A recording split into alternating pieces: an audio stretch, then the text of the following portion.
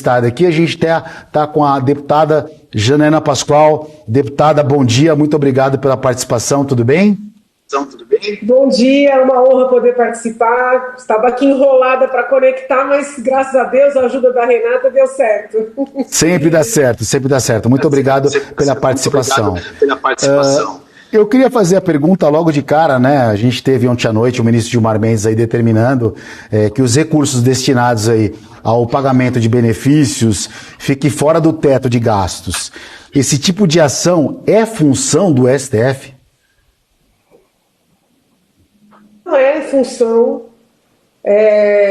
Ocorre neste momento uma discussão no Congresso Nacional, né? Para ser bem sincera, eu entendo que sequer a discussão é oportuna, porque os dois candidatos sabiam qual era o orçamento, conheciam as normas e apresentaram os seus compromissos, as suas promessas. Então eu já não vejo sentido, respeitosamente, nessa tal PEC que foi apresentada no apagar das luzes, utilizando o argumento de que é necessário para pagar o Bolsa Família, o Auxílio Brasil, chamem como quiserem, mas na verdade o que se quer mais dinheiro para inchar a máquina. Prova isso, que nós teremos um aumento significativo no número de ministérios, né, e ninguém esconde que é um leilão de cargos. Então, vejo com maus olhos, primeiro, a própria discussão no Congresso e, na medida em que ocorre uma discussão no Congresso, não me parece oportuno que o Supremo Tribunal Federal atravesse, vamos dizer assim, essa discussão.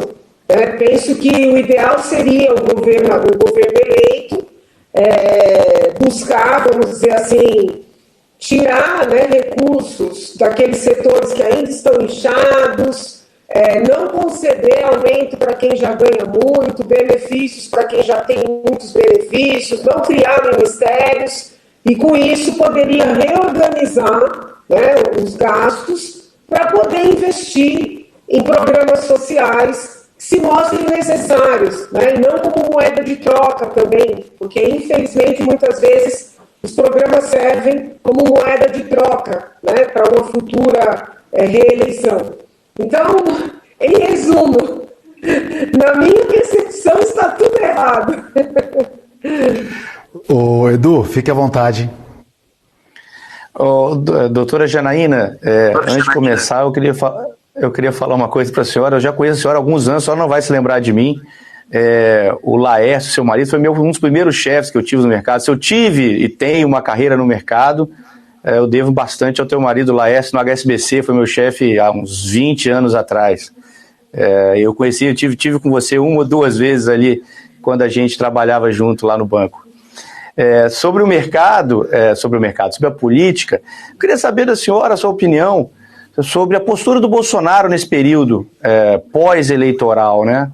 Afinal de contas, tudo está acontecendo aí, toda a questão da PEC, uma discussão que está passando à margem do governo que está hoje com a caneta, né? Tem um governo trabalhando, tem um governo posto, e o Bolsonaro teve praticamente 50% dos votos, ele é a oposição, né? Teoricamente, ele é a oposição, que no Brasil é ele. E ele se retirou praticamente do debate nacional, né? E tem as pessoas, né? Ele tem seguidores, né? Os mais aí, vamos dizer, mais animados aí com ele, que a turma que continua na porta do quartel. Eu vi que a senhora falou alguma coisa essa semana sobre a questão do pessoal que está no quartel lá, os patriotas, o pessoal que está, né, que está lá. Eu queria saber da senhora o que a senhora acha, qual foi a postura do Bolsonaro, se ele deveria ter tido, na minha opinião, acho que ele deveria ter tido uma postura mais combativa nesses últimos dias e nesses últimos 40 dias. Queria saber a opinião da senhora sobre isso. Veja, na verdade, não uma postura combativa, mas uma postura responsável. É algo que, infelizmente, ele não teve ao longo do mandato, inclusive. O presidente se iludiu e foi iludido com esse discurso de que as Forças Armadas solucionariam, de que algo aconteceria. Eu lembro do embate que eu tive com a deputada Carla Zambelli, quando o presidente estava há apenas 3 meses no cargo. começou a convocar manifestações para defender o presidente. Era abril, ele tinha tomado posse em janeiro. Eu telefonei para ela uma madrugada, eu falei, Carla, pelo amor de Deus, manifestação, protesto, é para a oposição. Quem está no governo, governa. E essa dinâmica de retórica, retórica, e aquelas manifestações lotadas, e as motocicletas lotadas, eu acredito de verdade que ele não só iludiu, mas ele também se iludiu. Então ele ficou refém desse discurso. Na medida em que ele fica refém desse discurso, ele está com muita dificuldade de vir a público e explicar para essas pessoas que as Forças Armadas não podem fazer nada nesse momento. Então, assim, ele se afundou nesse discurso radical, num discurso ilusionista, um discurso que foi muito útil para esses deputados que foram eleitos no primeiro turno. Então, eles se alavancaram com esse discurso. Mas depois, em certa medida, abandonam o presidente à própria sorte. Então, esse silêncio dele é um silêncio típico de quem está refém de um discurso irresponsável que nos trouxe até aqui. Porque eu tenho certeza que se ele tivesse tido uma outra postura, não tivesse se envolvido tanto com esse núcleo duro, esse núcleo insano, não tem outra palavra, do governo dele, nós não teríamos chegado nesse ponto. Foi esse radicalismo que, infelizmente, devolveu o Brasil para a esquerda. Eu não sou esquerdista, nunca fui, nunca serei, não escondo de ninguém, trato todo mundo com respeito. Agora, se ele tivesse tido outro comportamento, nós não estaríamos nessa situação, vendo o teto de gastos ser estourado, vendo aqueles nomes do governo do início dos anos 2000 voltando com toda a força. Então, assim, é um retrocesso sem precedentes e existe, óbvio, mérito, vamos dizer, eleitoral do lado da esquerda, houve uma habilidade por parte do Lula, eu não retiro esses méritos, mas entendo que o maior responsável por nós estarmos passando por tudo isso é o presidente e esse núcleo duro. A postura dele não precisaria ser uma postura de embate, uma postura belicosa, mas pelo menos uma postura de participação, de deixar firmes os pontos, a importância da responsabilidade fiscal, expor esse enxugamento da máquina que foi feito e que foi importante, é importante. Infelizmente, agora eles vão lotear tudo de novo. Isso não estava acontecendo no governo Bolsonaro. Veja, quantos áudios eu gravei durante o período eleitoral pedindo, pelo amor de Deus, para ele, os apoiadores dele, os parlamentares dele, terem uma postura mais proativa, tanto no sentido de expor as boas coisas que o governo fez, e houve bons pontos, como no sentido de buscar apoio naqueles que não eram apoiadores de adesão, Mas no lugar deles terem esse comportamento que, de certa forma, no que tange a busca de apoios, o Lula teve, eles começaram a atacar as pessoas que o apoiaram em 2018. Então, assim, era tanta falta de inteligência que já chegou a passar na minha cabeça que esse povo foi contratado para prejudicar, porque não é possível. Não é possível, Então, assim, ele está abrindo mão de um espaço importante, um espaço importante para a direita, para a centro-direita, um espaço importante tanto para quem deseja se lançar candidato em 2026 ou liderar uma chapa, porque eu entendo e falo aqui sem medo da pancadaria. Ele não tem condições de ser o candidato em 2026. Ele aconteceu, foi um contexto. Nós precisávamos de alguém com apoio popular para que o PT não ganhasse em 2018. Ele estava ali, mas infelizmente ele não conseguiu fazer a transição do parlamentar temático, deputado temático, para o presidente da República, para o estadista que a gente precisava. E essa postura dele agora, né, e eu não falo isso para jogar pedra, eu tenho pena, eu sei que ele deve estar sofrendo, não acho que está sendo fácil para ele, que ele se iludiu, mas é uma postura que demonstra que ele não tem condições de ser essa figura que em 2026 vai enfrentar, muito provavelmente, o Lula ou algum sucessor forte, né? Se o Lula estiver vivo e saudável, ele vai ser o candidato, não tenho dúvida disso.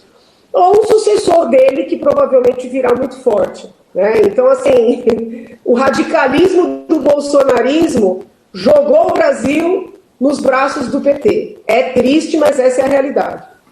Inclusive, deputada, teve muito antipetista votando no Lula aí nessas eleições aí, que nós podemos acompanhar, né? Olhando para frente, eu acho... Vários. Sim. Eu conheço vários, e eu fiz esse alerta. Porque quando eu comecei a perceber as pessoas sentando no meu gabinete, dizendo, olha, Janaína, eu não gosto do Lula, eu não gosto do PT, mas eu não quero o Bolsonaro, se precisar, vou votar no Lula, começou a acender uma luzinha. Eu falei, peraí. E aí eu ia para as redes dos bolsonaristas, eu ouvia o presidente, não, é primeiro turno, numa dinâmica de autoilusão, né, de surto coletivo, que de certa forma é o que segue acontecendo, né? Nós estamos presenciando um surto coletivo. Então, assim, eu conheço vários apoiadores do presidente em 2018, pessoas que fizeram campanha para ele ao meu lado, que votaram no Lula, né? Então, assim, isso é uma realidade que precisa ser enxergada, né? Por isso é que eu entendo, veja, eu critico a anulação das condenações do presidente eleito, né? Eu critico uma série de decisões do Supremo Tribunal Federal e já fiz isso publicamente. Agora, pelo que eu percebi na realidade, as pessoas com as quais eu conversei, que eu presenciei durante a campanha, não teve fraude nas eleições, o Lula ganhou mesmo. Na verdade, o Bolsonaro perdeu. Eu acho que sumiu um pouco o áudio. Não, eu escutei. Ah, voltou. Não, escutamos sim, escutamos.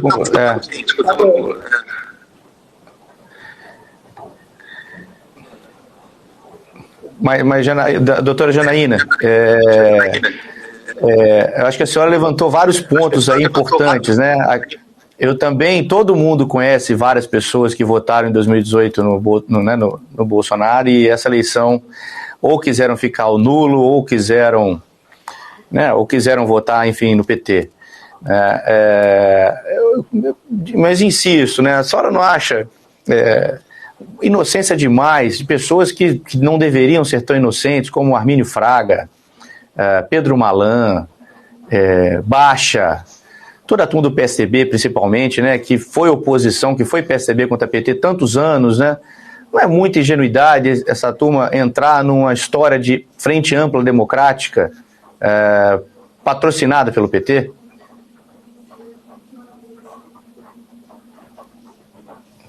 Eu, muito antes do bolsonarismo surgir, mas muito antes, eu já advertia que PT e PSDB, né, são irmãos. Quem são os irmãos? São aqueles que brigam, mas quando aparece outro, se juntam. Não é assim que funciona a dinâmica de irmão?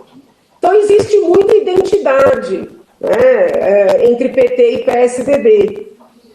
E o que está ridículo são essas pessoas agora quererem dizer que acreditaram, né, que seria algo diferente do que se está anunciando, né, que acreditaram que seria um governo plural, né? Agora a gente vê, por exemplo, a situação da Simone Tebet, né? Desculpa, quem estuda a esquerda, quem conhece as bandeiras, as pautas, não está surpreso. Agora, o PSDBista raiz, aquele PSDBista tradicional, ele é um petista sofisticado, é um petista, eu sempre falei, é um petista sem coragem. Ô, deputada, A gente vai começar a olhar agora, né? Tem 4 anos pela frente. Acho que tem que aceitar realmente ali que o novo governo foi eleito e olhando o que está por vir, né? Então, a lei das estatais, por exemplo, ela tem como premissa blindar o dinheiro público e inibir aí escândalos como o que aconteceu na própria Lava Jato. Te preocupa um nome, um rumo aí, por exemplo, do BNDES, né? Como o mercadante aí, mudando essas leis das estatais. Em relação a obras que nós já tivemos anteriormente, como Angola, Cuba e agora a Argentina aí, da semana passada, falando em financiamentos do BNDES, o que você pensa em relação a essa articulação do governo eleito para trazer pessoas próximas para poder cuidar do dinheiro público? É isso, eles estão, na verdade, revivendo, né, uma história que já não deu certo. Então, por exemplo, na denúncia que eu apresentei no processo de impeachment, eu apontei essas obras, né, essas obras que foram feitas em países amigos do governo, que agora foi reeleito, né? Obras para as quais foram contratadas empreiteiras, também parceiras. Então, tem toda uma dinâmica. Para além do investimento fora do país, e o Brasil precisa muito de muitas obras, tem toda uma dinâmica, né, de pagamentos, pelo que apurou a Lava Jato, até de volta de dinheiros, né? Então, assim, eu realmente acho péssimo, vejo com maus olhos, por isso que não votei. Apesar das minhas críticas todas ao presidente Bolsonaro, eu não votei no presidente eleito, Lula. E para que nós pudéssemos barrar tudo isso, seria necessário ter um Congresso alinhado com o que é importante para o Brasil. Não é alinhado com o Bolsonaro, é alinhado com o que é importante para o Brasil. E muitas pessoas se iludiram que votando em parlamentares da sigla do presidente, estariam garantindo essa oposição. E eu também avisei. Falei, gente, PL apoiou Lula lá atrás, republicanos apoiou Lula lá atrás, PP apoiou Lula lá atrás. Né? O que vocês vão fazer é inchar aquele Congresso de quadros que vão pegar a onda aí do 22, do Bolsonaro, mas que na hora que o Lula ganhar, vão fechar com o Lula. Né? Ou porque não querem se dispor, ou porque querem recursos, né? Todas essas discussões sobre as emendas, sejam as impositivas, sejam essas do orçamento secreto. Né? Então, assim, óbvio que a gente tem alguma esperança de ter alguma oposição, mas falando com o pé bem no chão, né, basta ver que na semana passada o filho do presidente, deputado Eduardo Bolsonaro, e a deputada federal Carla Zambelli, que ou diz ser, ou o presidente permite que aparente ser o braço direito dele, eles votaram para flexibilizar a lei das estatais. Ah, mas tem um destaque. Quem passa pela vida parlamentar sabe que antes do voto tem uma série de expedientes regimentais, né, que podem ser adotados para evitar uma votação. Eles não fizeram nada para evitar a votação. Essa votação foi feita na madrugada a toque de caixa. Então, quando os dois principais nomes, vamos dizer assim, da oposição, votam com o PT para dar um cargo estratégico para o mercadante, que é um quadro histórico do PT, que não tem nada a ver com a linha do enxugamento da máquina. Um texto de lei que aumenta vertiginosamente a possibilidade do governo Lula gastar com publicidade. Então, o que você pode esperar? Realmente, o valor de publicidade é um valor aí de alguns bilhões, né? Voltamos no tempo. As manchetes do jornal de 2010. Muito difícil. E assim, a gente tem um Supremo, né? Guardadas ali algumas, mas que tem um alinhamento ideológico mais próximo da esquerda, né? Nem estou falando aí de necessariamente votar junto, não estou falando de nada errado do ponto de vista da licitude, mas o alinhamento ideológico, né, de grande parte dos ministros ali é mais com a esquerda. Logo, o presidente eleito vai ter 2 vagas. Outros ministros já sinalizaram que podem pedir aposentadoria antecipada. Então, pode ser que haja aí, num futuro bem próximo, 4 vagas. Então, se a gente não tem uma resistência no Congresso, não vou dizer uma resistência, mas um zelo maior no Supremo, né, a situação fica muito difícil. E um nome, né, que pela população é reconhecido como o líder da oposição, que no caso é o presidente Bolsonaro, absolutamente enfraquecido, deprimido, não sei se essa depressão é real, se ela é estratégica, mas assim, o que interessa é o que a gente está visualizando. É uma situação bastante preocupante. Eu gostaria de ser mais otimista, mas eu não estou otimista, né? Eu não sou uma pessoa pessimista. Bom, temos 4 anos pela frente do deputado ainda para poder ver que rumo que vai tomar esse país. Uma última pergunta, como a deputada foi uma das relatoras aí do processo de impeachment da ex-presidente Dilma, né? Acha que poderia ter um outro presidente passando por esse processo, levando em conta que o compromisso fiscal do Brasil até então, né, é extremamente apertado. Poderia ter um outro presidente passando justamente por uma questão de uma pedalada futura? Ou vê ainda mais uma oposição enfraquecida e 4 anos de governo a Deus dará? Como é que é a sua visão em relação a isso? Então, primeira coisa, o som está chegando bom? Está chegando bom aí? Vocês estão me ouvindo bem?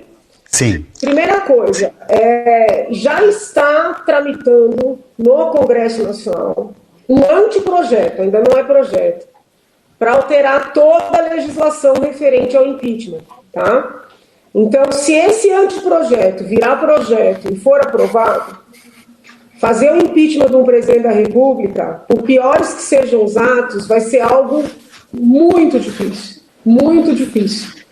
porque esse anteprojeto retira dos cidadãos a possibilidade de apresentar a denúncia. Vai ter que ter mais de 1 milhão de assinaturas com representatividade em vários estados, tá? Então, já vai dificultar bastante. Vamos imaginar que se consiga passar aí por essa situação de procedimento. Para fazer o impeachment, não basta não ter base, não basta antipatia, é necessário ter atos, fatos, provas. Então é necessário um tempo, né? No caso da ex-presidente Dilma, havia atos praticados ainda no final do governo Lula, né? Depois, atos praticados durante o primeiro mandato dela inteiro, uma parte do segundo mandato. Então, houve todo um histórico, né, pesquisado, comprovado, exposto. Então, assim, as pessoas me ligam, me escrevem, mandam e-mail. Você vai fazer o impeachment do Lula? Eu falei, gente, eu sou, antes de tudo, uma professora de direito, né? Eu não sou uma irresponsável. E impeachment não é carta de intenção. Então, tem que esperar a pessoa assumir, a pessoa governar, né? A pessoa mostrar que veio. Peço a Deus para ter uma surpresa positiva, né? Mas, assim, não é assim que funciona. Agora, se essa legislação passar, mesmo com provas, com testemunhos, com fatos, com elementos, vai ser muito difícil conseguir fazer o afastamento do presidente da República. Perfeito. Deputada, muito obrigado pela sua participação. Espero que nos encontremos aqui mais vezes. Uma ótima semana, um bom dia para você. Eu agradeço. Obrigado. Desculpas aí pelo tom, viu? Deus abençoe. Como a gente não vai se falar antes, Feliz Natal para todos vocês. Bom Natal e um bom ano novo. Bom Natal. Obrigado. Bom Natal. Deus, até mais. Até mais, tchau. Até mais. Edu, vamos encerrando aqui o nosso pré-market. Obrigado pela participação, Edu. Até amanhã.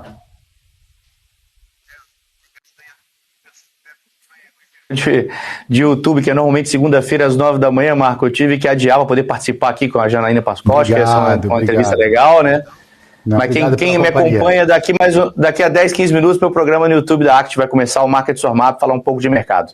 Valeu, galera, obrigado, vamos para frente. E você que está sintonizado aqui, continue com a gente, que agora vai vir o Felipe Nascimento e a Paula Moraes com o BMC News. Muita notícia na semana, agradeço, bom pregão e até amanhã.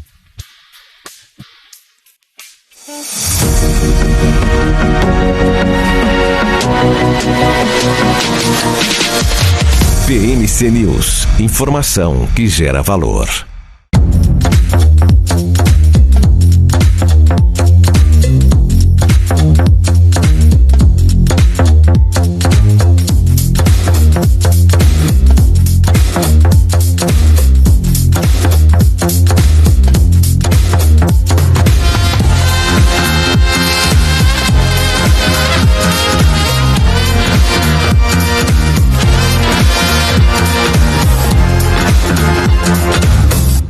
Você está cansado da mesmice? Negociando em plataformas com ferramentas desatualizadas?